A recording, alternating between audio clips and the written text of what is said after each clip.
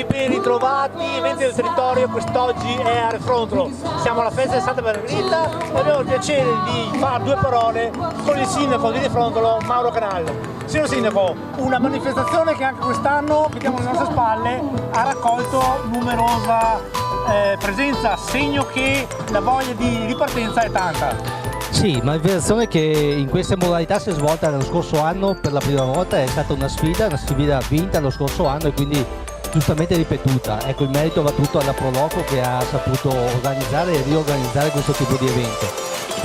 L'evento è in sé molto semplice, la formula è molto semplice, però è una formula coinvolgente perché sostanzialmente raggruppa le attività che gravitano intorno alla piazza facendoli preparare i piatti tipici, i piatti che normalmente producono e poi si consumano qui in piazza tutti assieme. Quindi chi fa il ristoratore lo sa fare benissimo, chi fa la gestione della sagra lo sa fare benissimo, abbinando i due elementi insomma riescono serate, ripeto, semplici ma molto gradevoli, piacevoli come questa.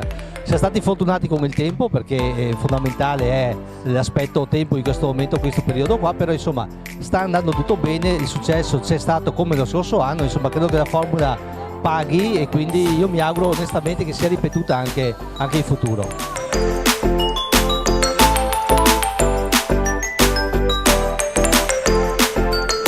Il giorno di Santa Margherita, anche se è un giorno feriale, era sempre la chiesa piena.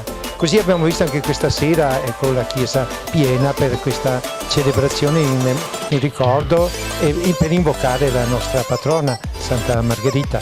E quest'anno abbiamo avuto anche il dono di avere un sacerdote novello, Don Giovanni Stella, sacerdote da neanche 2 mesi e viene per la prima volta. Lui che ha lavorato qui come diacono per 2 anni prima di diventare sacerdote e adesso capellano di Oderzo.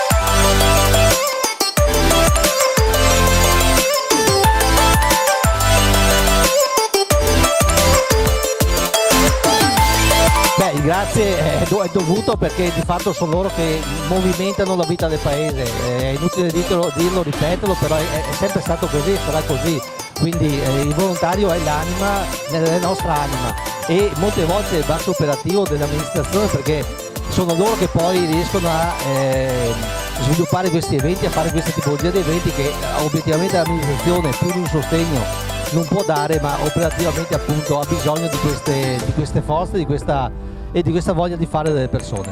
Grazie.